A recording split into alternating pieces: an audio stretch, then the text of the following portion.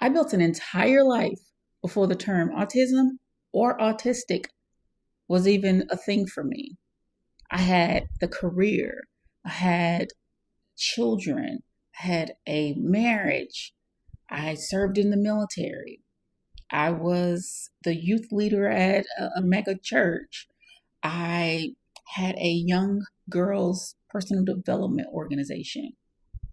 I did so many things without knowing this one piece of information. And once I learned that, everything changed for me. All of a sudden, everything made sense and nothing made sense all at the same time.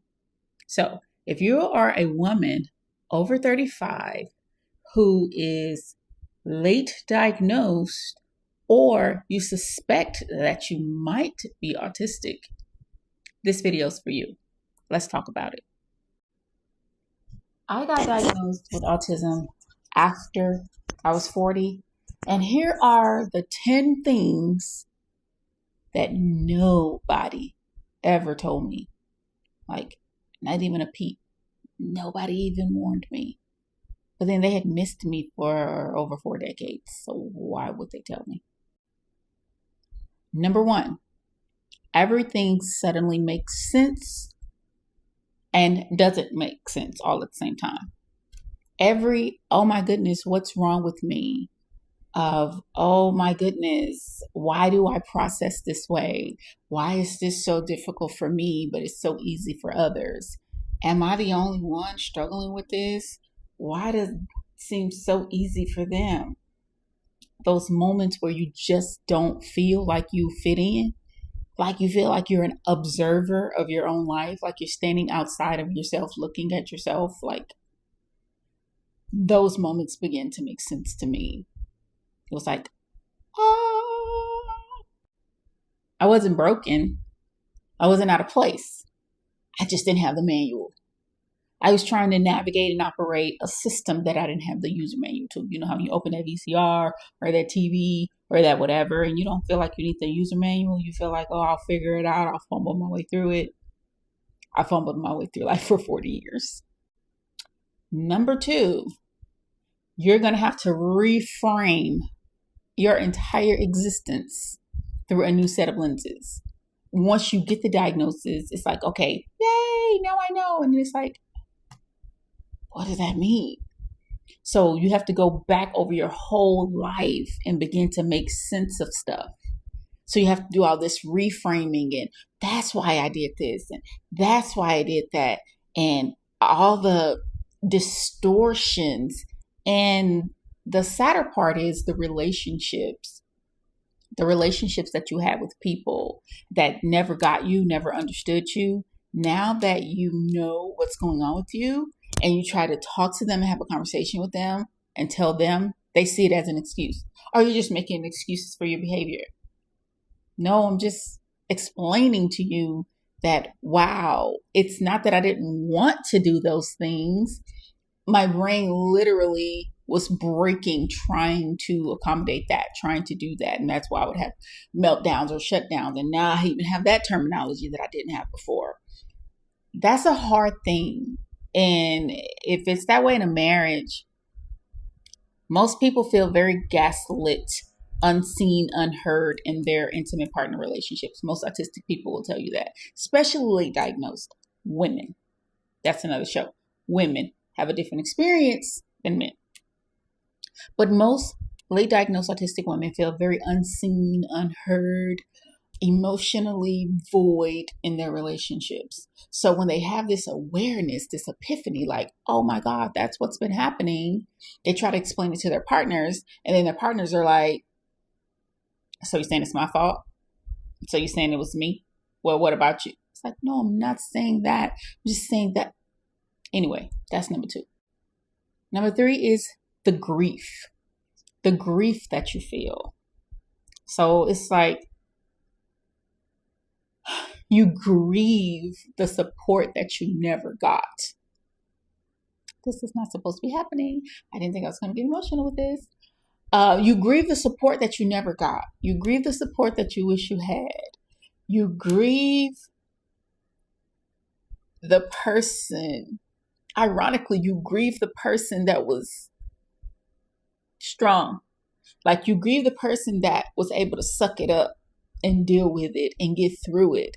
Because now you can't, for whatever reason, whether it be burnout or whether it be, lower estrogen and it's making masking, more difficult for whatever reason, now that girl is not there. And that's probably how you even became aware of your autism in the first place.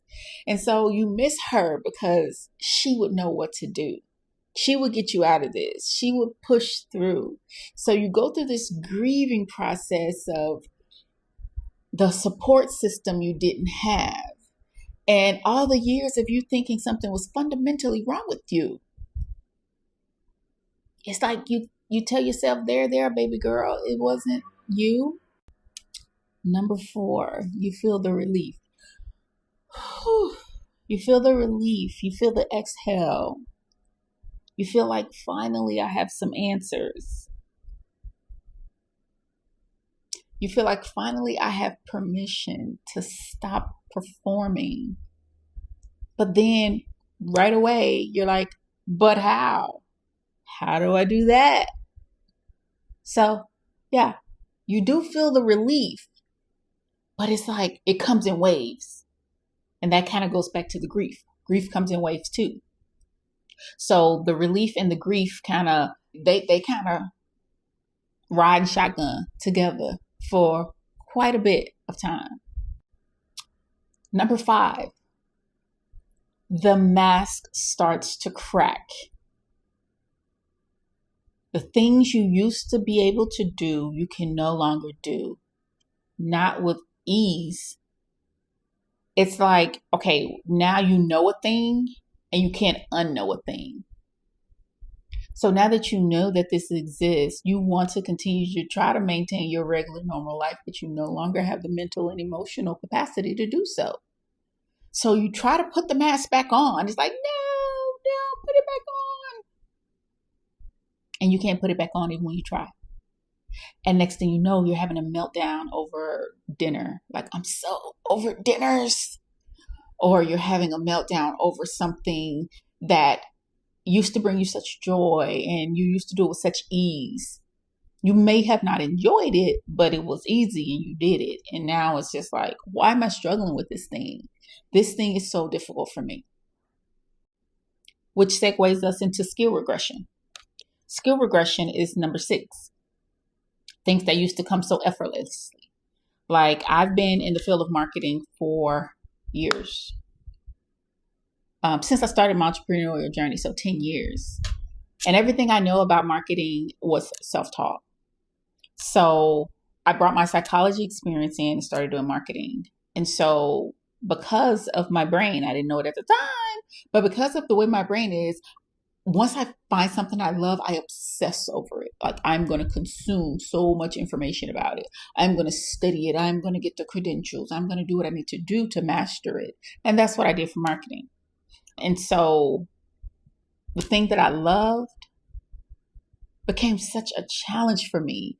It was just like, why is it taking me that much longer to do the sales page, write the sales page? Or I was asking for extensions from clients a lot more frequently when it came to big projects like their Rebel Avatar map, or their business map. I was having to ask for extensions. And I was like, what is happening to me? What is going on? Because I knew my ADHD was there, but the autism part, was never, I didn't know, but the ADHD was always there. ADHD, anxiety. So, but I always passed through it. So the skill regression was scary. It was scary. Like, I literally remember crying to Brian saying, why is this so hard for me? Which also leads me to the misdiagnosis. Number 7, the misdiagnoses. As you're listening to this, you can probably think of at least 2, maybe even 3 times that you went to the doctor for something related to your cognition, related to your thought clarity or depression, and they diagnosed you with anxiety, depression. I hear a lot of people talk about BPD, bipolar, disorder. A lot of people talked about being diagnosed even with schizophrenia. Some people talked about being diagnosed with borderline personality disorder. So there's so many misdiagnoses that happen before you get to autism. It is astonishing. It is crazy. I don't even know why I just use that word astonishing. I hardly ever. I like the word. I love new words. I'm a word girl, but the word astonishing just came out, and I love that. I love that for me. Anyway, so the amount of times that you're misdiagnosed and then they put you on this cocktail of drugs that you're like, but I can't use my brain when I'm on these drugs. What am I supposed to do? And it makes sense now with the study that talked about, and I'm going to have to find it, so forgive me if I misquoted, but it talked about 15 to 20%, only 15 to 20% of autistic people are employed. It makes sense.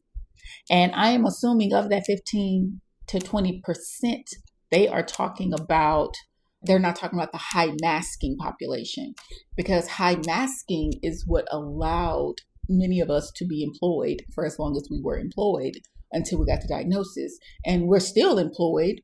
Like some of us work for ourselves now, and some of us have just found ways to navigate the work life with the diagnosis. But it makes sense because when you're on this cocktail of drugs, your brain doesn't function the same, but you're regulated, you're calm, but you can't function. The great pause, perimenopause and menopause. That's number 8. That right there, that right there is probably what took a lot of people to the doctor's office in the first place, right? Oh my goodness. The executive function tanks, like sensitivity spikes, like you have all of a sudden all these sensory issues and you're triggered and you're anxious all the time, and little things bother you, a little sound over here or a sound over there, or the kids making this noise. And my son, I have an autistic son. What do you do when your autistic son is your trigger? He has these stems. Some of his stems are my triggers. They trigger me. So how am I supposed to manage that and be menopausal? So now I'm dealing with 2 neurological shifts at the same time. See why late diagnosed women have a higher divorce rate than late diagnosed men? Again, that's another show. Number 9, you can't afford to stop. Like we talk about burnout recovery as if it's just going on a vacation. I was talking to some people over on my threads, and we were talking about the amount of time that they've been in burnout recovery and how long their recovery has lasted. And some of them talked about 3 years, 4 years, 5 years. Recovery takes a long time. Autistic, neurodivergent burnout is not taking a nap and taking a vacation.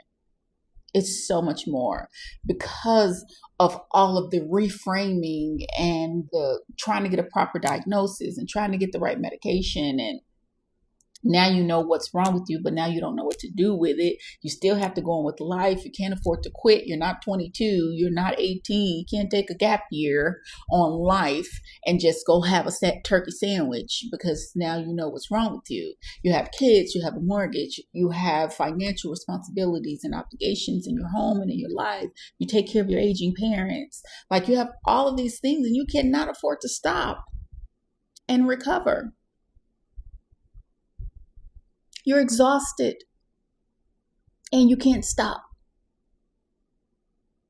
You are exhausted and you can't stop.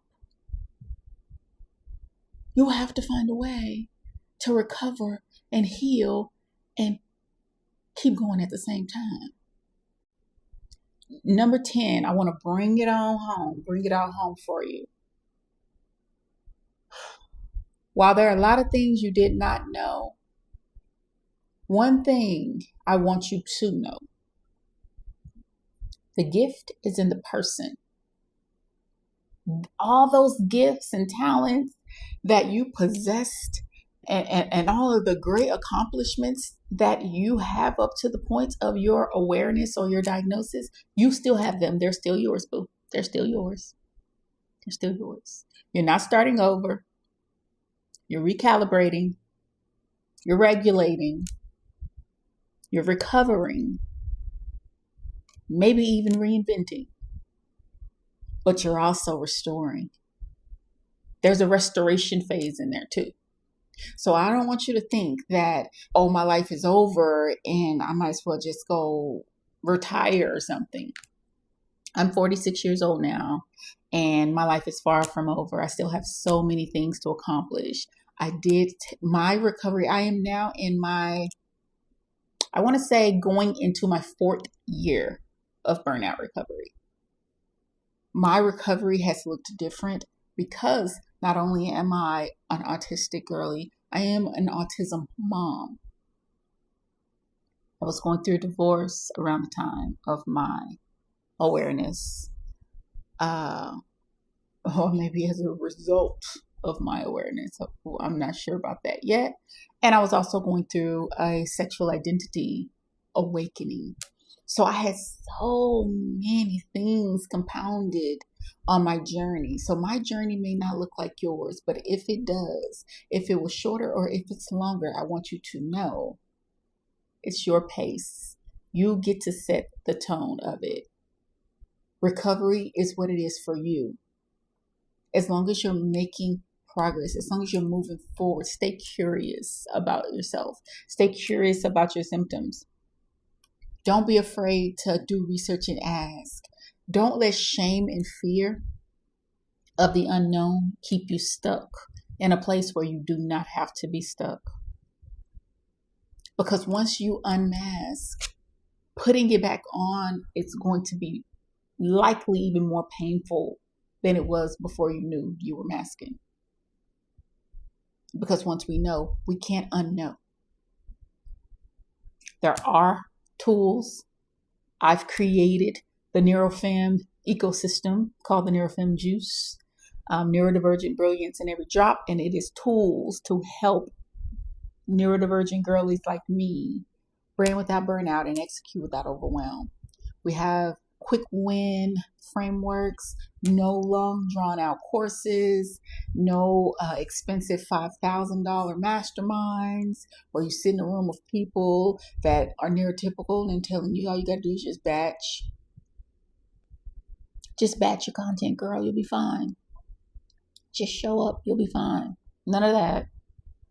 This is a support system. This is a framework you can keep going back to. This is an ecosystem.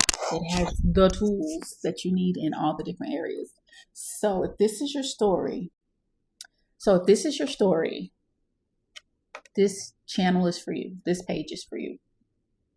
I will be doing weekly content on what the real face of a late aware autistic girly. Because high functioning does not mean high capacity. It just means high masking.